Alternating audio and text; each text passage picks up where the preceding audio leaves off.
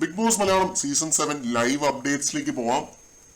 ലൈവില് ആ ഒരു ക്യാപ്റ്റൻസിയുടെ വഴക്കൊക്കെ ജസ്റ്റ് ഒന്ന് കെട്ടൊക്കെ അടങ്ങി ഇങ്ങനെ വന്നപ്പോഴത്തേക്കാണ് ആദിലെയും ഷാനവാസും കൂടി കിച്ചൺ ഏരിയയിൽ നിന്നുകൊണ്ട് അങ്ങ് തുടങ്ങിയത്.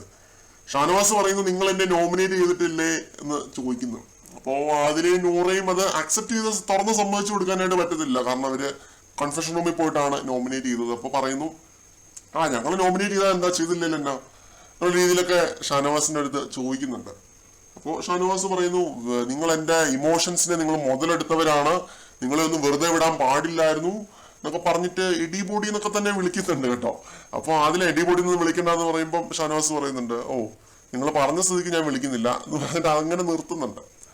അപ്പോൾ ഇവർക്കെതിരെ ഷാനവാസ് നല്ല പടപൊരുതാൻ തന്നെ തീരുമാനിച്ചിരിക്കുകയാണെന്നാണ് തോന്നുന്നത് കേട്ടോ. ഇങ്ങനെ പടപൊരുതിയാൽ ഷാനവാസിന്റെ ഗെയിമിന് അതൊരു വമ്പൻ ബൂസ്റ്റ് തന്നെയായിരിക്കും. കാരണം ഇന്ന് കൺഫെഷൻ റൂമിൽ ഇരുന്നുകൊണ്ട് ഷാനവാസ് ഒരുപാട് കാര്യങ്ങൾ പ്രേക്ഷകരോടായിട്ട് പറഞ്ഞു.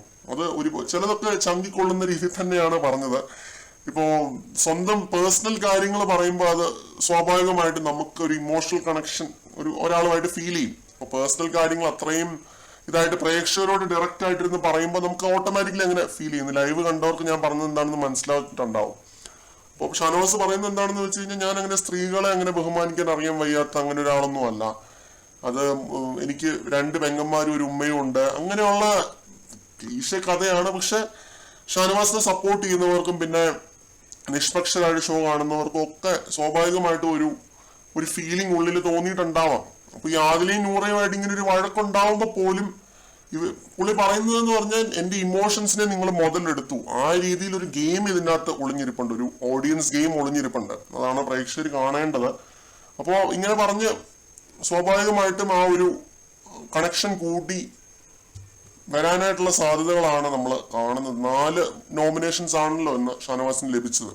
അപ്പൊ ഇത് പ്യൂർലി ഓഡിയൻസ് ഗെയിമിന്റെ ഭാഗമായിട്ട് തന്നെയുള്ള ഒരു വഴക്കായിട്ടാണ് ഞാൻ ഇതിനെ നോക്കി കാണുന്നത്.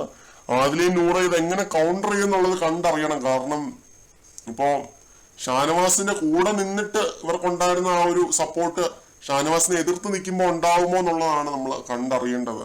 നൂറയൊക്കെ ഭയങ്കരമായ രീതിയിൽ വീക്കായി വന്നുകൊണ്ടിരിക്കുകയാണ്. അതിലേക്ക് ഇമ്മ്യൂണിറ്റി ലഭിച്ചിട്ടുണ്ട്.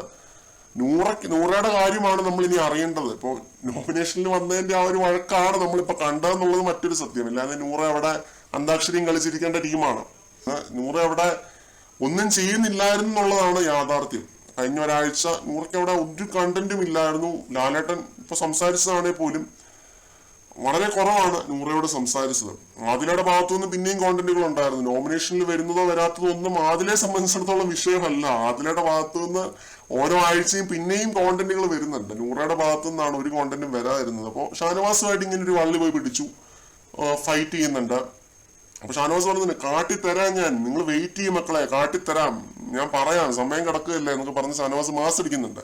അപ്പൊ അനുമോൾ മിണ്ടായിരിക്കുക, ഇല്ല മിണ്ടായിരിക്കാനൊന്നും പറ്റൂല എന്ന് പറഞ്ഞിട്ട് ഷാനവാസും കലിപ്പിക്കുന്നുണ്ട്. ഇതൊക്കെയാണ് ലൈവിനകത്ത്. കൂടുതൽ അപ്ഡേറ്റ്സുമായിട്ട് നമുക്ക് വീണ്ടും കാണാം.